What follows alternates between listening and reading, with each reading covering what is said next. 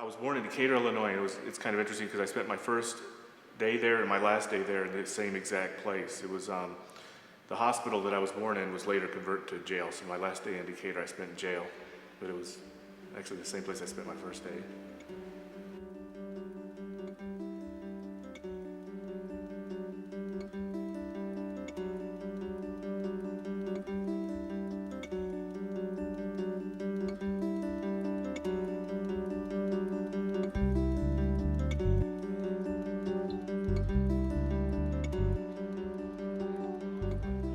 The first place I went after the place I was born is I went to Texas, and that's where I went to college and to graduate school, and that's also where I started liberating billboards, because I was kind of very interested in the New York graffiti scene on the subways, and we didn't really have subways, but I thought maybe our equivalent to subways was billboards. I mean, billboards were every 10 feet up and down every highway, everywhere you went in Texas, and I thought, wouldn't it be interesting if there was something besides Budweiser ads on these, something more artistic.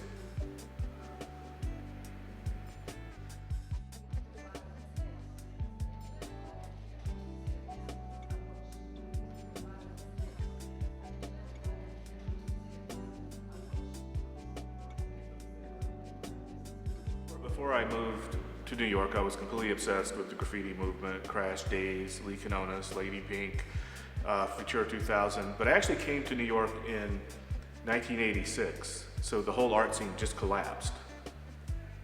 Not a lot unlike now. And so these people had been superstars riding around in limousines and probably weren't that accessible the year before.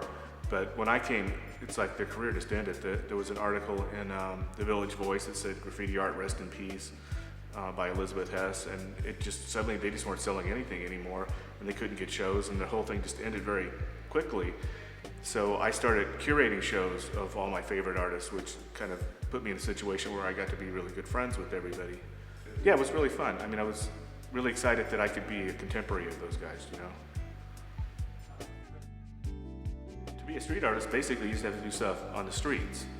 And I think that street art kind of came about when graffiti kind of got passé. Although, I mean, some people became, quite brilliant at graffiti, but really you're writing your name. You may be writing it like in such an incredible way. It's off the scales, but at the same time, there's so many people doing it, and they're writing their names, and it seems like they were just into this thing for themselves, and it seemed like it was just wide open for somebody to come out and just do different things on the streets. And like people that just started doing characters or images on the streets, Like in the original wave, Keith Haring didn't write his name. You know what I mean? He did these characters, and he stood out very quickly.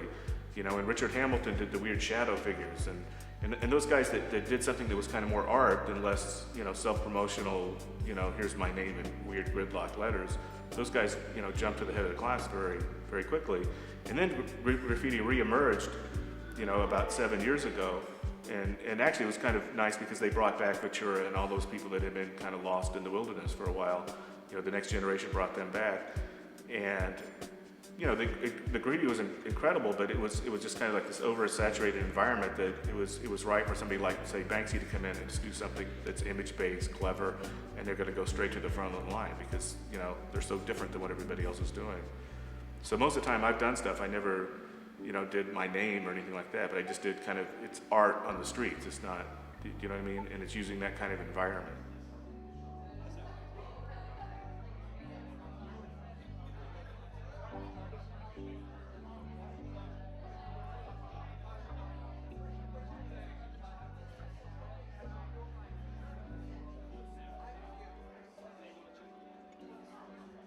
Like one of the anchor pieces that I worked on, over the year was a big Frankenstein, and I like Frankenstein because he's kind of an alternative resurrection mythology, and so is Lazarus, everybody thinks of Jesus Christ as the resurrection, but, they brought Lazarus back from the dead, and Frankenstein was brought back from the dead.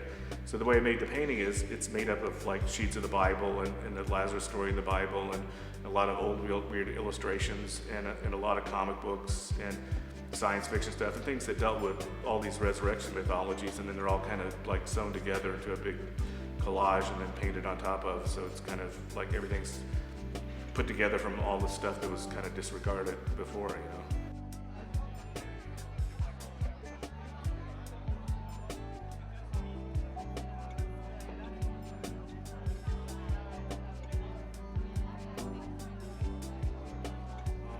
I guess when I approach my art, I approach it like life. I don't want to leave any aspect of life out of my art. I feel like everything is fair game. I kind of find inspirations in everything. You know, I find inspirations in art history, in current art, and just, you know, everything I see. You know, so a lot of my art's political. A lot of it's just kind of aesthetical. You know, like I deal with aesthetics, and sometimes I almost think I'm an abstract painter with an overlay of imagery. So, you know, I think I have the spectrum of interest that artists tend to have.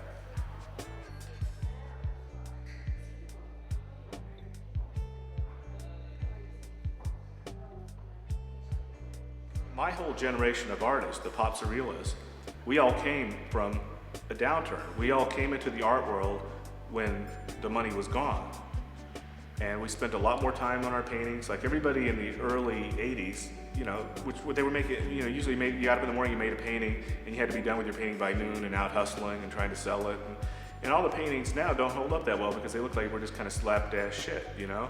And then suddenly there was not all this money, which also meant that there was not all this pressure to produce like quick, and people spent, you know, whatever amount of time it took to make a painting on a painting, and then we all developed, and you know, there couldn't have been like a Mark Ryden, you know, in the early 80s. It took this long recession, you know, before the boom to get somebody that can paint that well, you know, to have that much time to develop their art before they just toss it out to the market.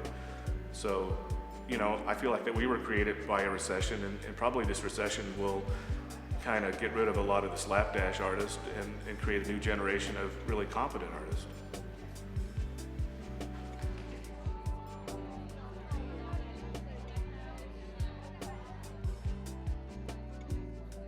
Things were crazy last year, and I knew they were crazy. I knew that, like, you know, I bought a Banksy for $1,000, and then within 3 weeks it was $20,000, and it was just, you know, a print on some silver paper or something.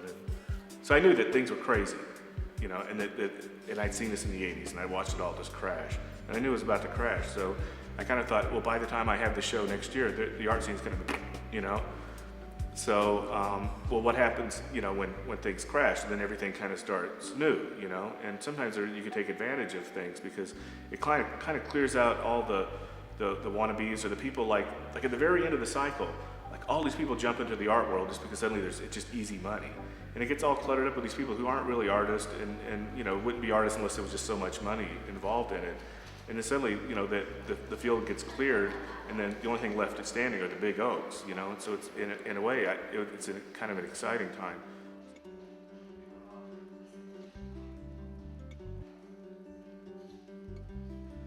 Like a lot of art is actually a lot more stable than a lot of stocks, you know. Like especially anything blue chip is just pretty stable, you know.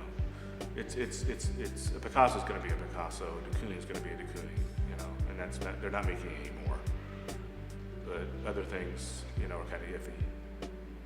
So sometimes a lot of people will put their money in art because, you know, at least I can see it, you know, at least I can see it on my wall, at least I can actually judge the quality of it, you know, firsthand, where like a lot of stuff just seems like smoke and mirrors down on Wall Street, you know. Turns out it is.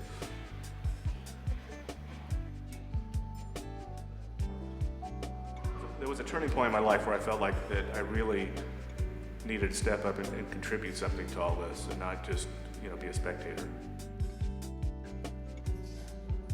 When I was doing street art, I never thought that I was going to ever make a living, you know, off, quote, street art. I thought, you know, any more than I was going to make a living off doing a bong hit. It was just something I did that was fun, and I got a lot of enjoyment out of it, and it's something I could share with other people, but I never thought it was going to become the huge thing that it has since become.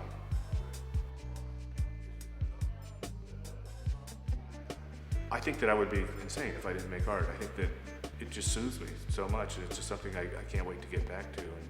And you know, I stay awake at nights worrying about like some painting I'm working on, and yeah, I'm definitely obsessed, and I really enjoy it. And you know, I wish that everybody could find something in life they love that much. You know, that they can't wait to get up and go to work. You know, that would be nice. I think the first time I came to London was maybe in 1981. And I have wanted to have a show in London for, God, I guess it's going on almost 30 years, so I'm very excited to get to finally have a solo show in London. Wish it was under better economic circumstances, but such is life, right?